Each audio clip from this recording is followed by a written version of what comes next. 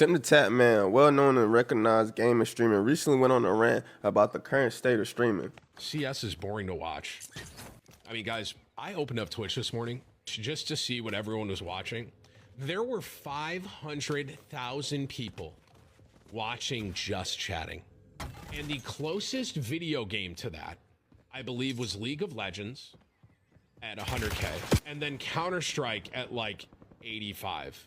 So I think it's just gaming in general right now. Because all the views seem to be when you just go into just chatting and you talk about drama. That's where viewership is, man.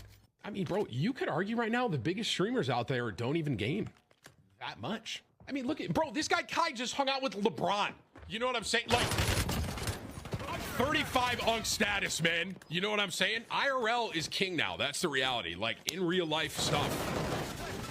That era of Tyler having 100,000 viewers every single day for Fortnite, that is over. It's done.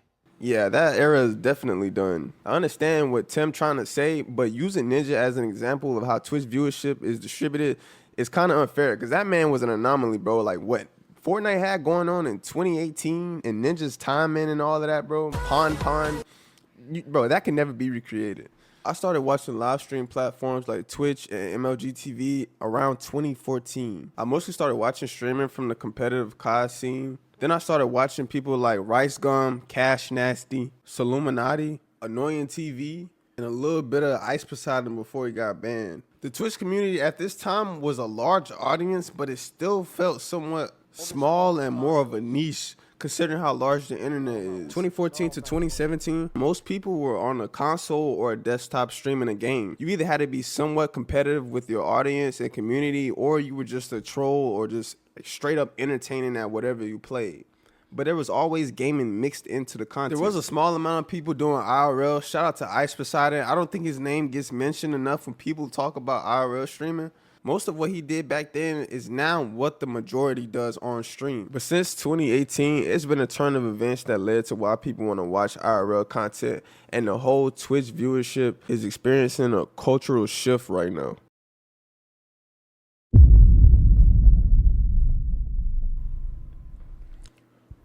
Holy shit, bro. Fortnite was dominating like the 2017 Warriors.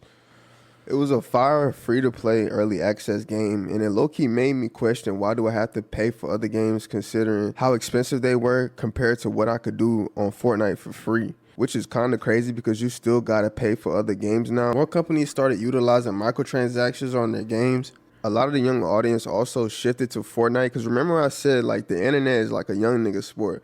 So if Fortnite was free to play, you didn't need Xbox Live, PlayStation Plus. Like nobody needed to ask their parents for like the credit card. That being said, there was a large interest in Fortnite, which took over the gaming scene on Twitch, but also burnt it out at the same time. The numbers don't lie, man. 2018, it was the most watched game on Twitch by far. This adds to the point I made earlier when I said the youth decides the meta on what people like to watch on Twitch.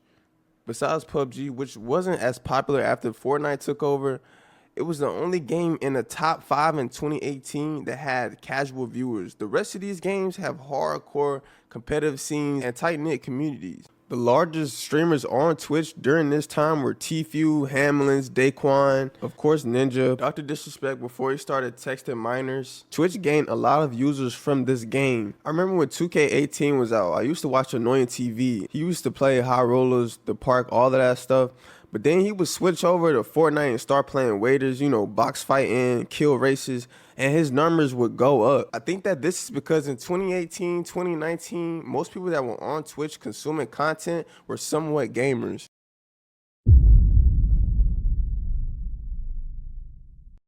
2020, man, boy, oh boy.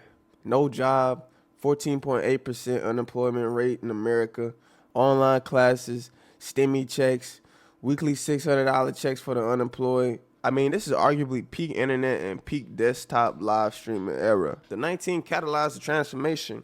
Viewers began to gravitate to streamers not for their gameplay, but instead their personality and the chat. From what I can remember, most streams at this time were like Discord calls and hangout spots. E-Day started popping off and became a popular segment for content I remember Amaranth and all the OnlyFans girls started doing hot tub streams until Twitch cracked down on that.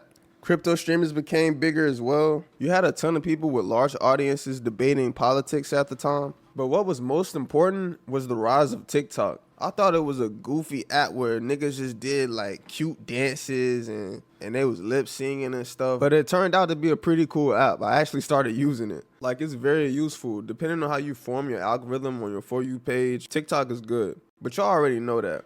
The point I'm making is TikTok had a large impression on Twitch and had a lot to do with its growth. Twitch even changed its editing feature to accommodate vertical clips. If you wanted your channel to grow, clipping was a good method to use to get people's attention and funnel them to your Twitch channel. This was before people started actually clip format. I'm gonna get to that later though.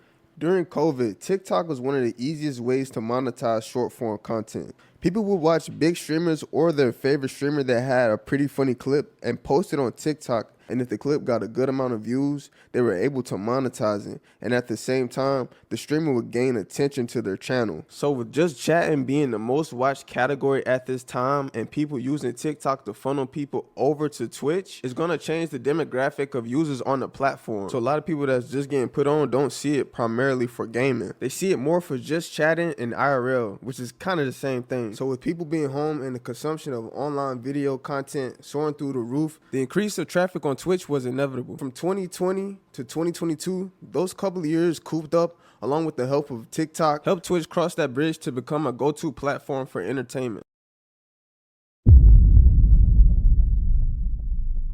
2023.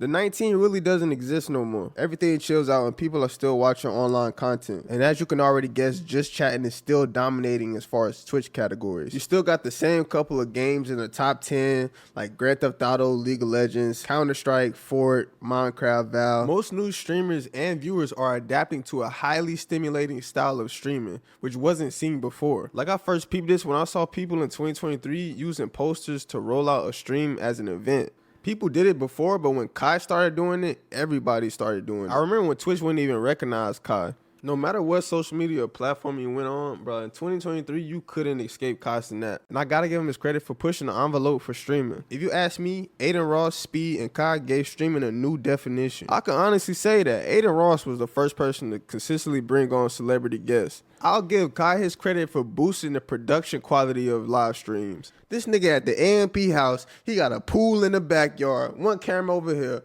one camera over there, 3 celebrities over here, 4 celebrities over there. Bro, you know how hard it is to compete with that shit for 30 days in a row as another streamer? Anyways, with everybody raising the bar of what they were doing live in 2023, 2024, people had to start clip farming. I mean, it's been a thing, but people started doing it more deliberately in the last 2 years and using the phrase much more. Jinxie and them Phase Boys is who I know to use clip farming a lot. Correct me if I'm wrong. TikTok ended up passing Twitch, and it's only right if you clip farm to help promote your stream, regardless of what you were doing. Celebrities and influencers that are big outside of this platform are coming over and taking a shot at streaming. Everybody's experience is different, but the ones that are coming over and doing content like reality TV and people with strong personal brands are getting the views. And at the same time, you just can't come on Twitch and expect to get a lot of viewers. You got to be entertaining still. You got a lot of new streamers who are just half-assing it, not talking to chat, looking at their phone the whole time, and are kind of arrogant and don't respect streaming culture. If you really don't got a passion to do this, you're not going to last long because most of the new people see it as a way to make money. The viewers know when you care about your community and the content you bring it to the table. Gaming will always have its place on Twitch. IRL and just chatting is just more interactive right now because most people are parasocial and spend a lot of time watching these creators. But I'm excited to see what new metas there are to come and how live streaming evolves in the future.